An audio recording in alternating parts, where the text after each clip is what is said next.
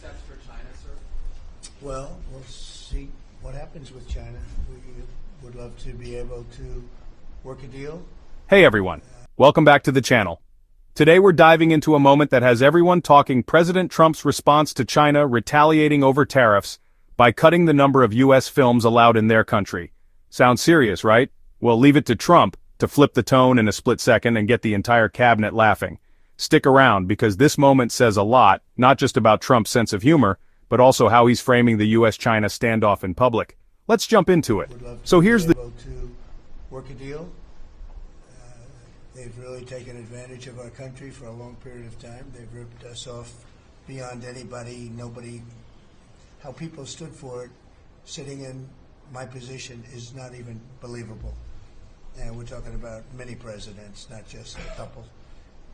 But they did, and all we're doing is putting it back in shape. We're resetting the table. And I'm sure that we'll be able to get along very well. I have great respect for President Xi. He's been, in a true sense, he's been a friend of mine for a long period of time. And I think that we'll end up working out something that's very good for both countries.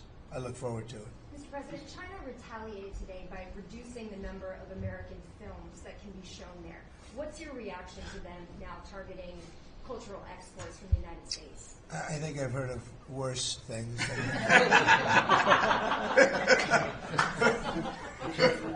Yes, They're calling a cultural counterpunch. China announced it's limiting the number of American movies it allows to be shown there. That might not sound like a big deal at first, but the Chinese box office is huge money for Hollywood. We're talking billions. So yeah, it's a shot fired just not with tanks or tariffs, but with cinema.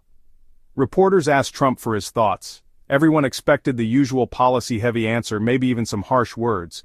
But instead, what we got was classic Trump. China retaliated today by reducing the number of American films that can be shown there. What's your reaction? And Trump, straight-faced, hits back with, "I think I've heard of worse things." Boom! The room erupts. Even his own cabinet couldn't help but laugh, not just at the line, but the delivery. It was one of those moments where politics met punchline, and it landed perfectly.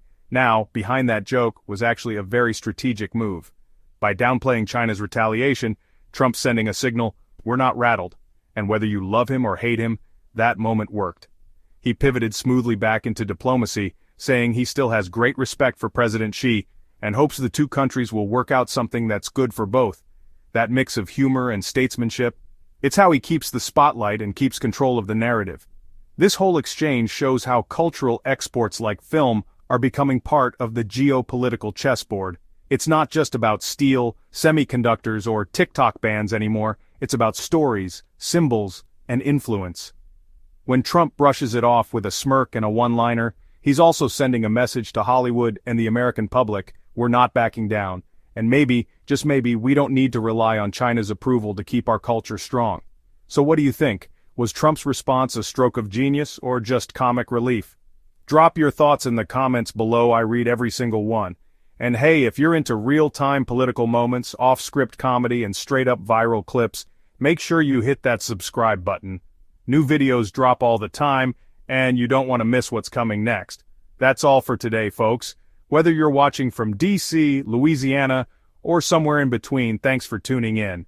And remember, sometimes the most powerful message comes with a punchline. Catch you in the next one.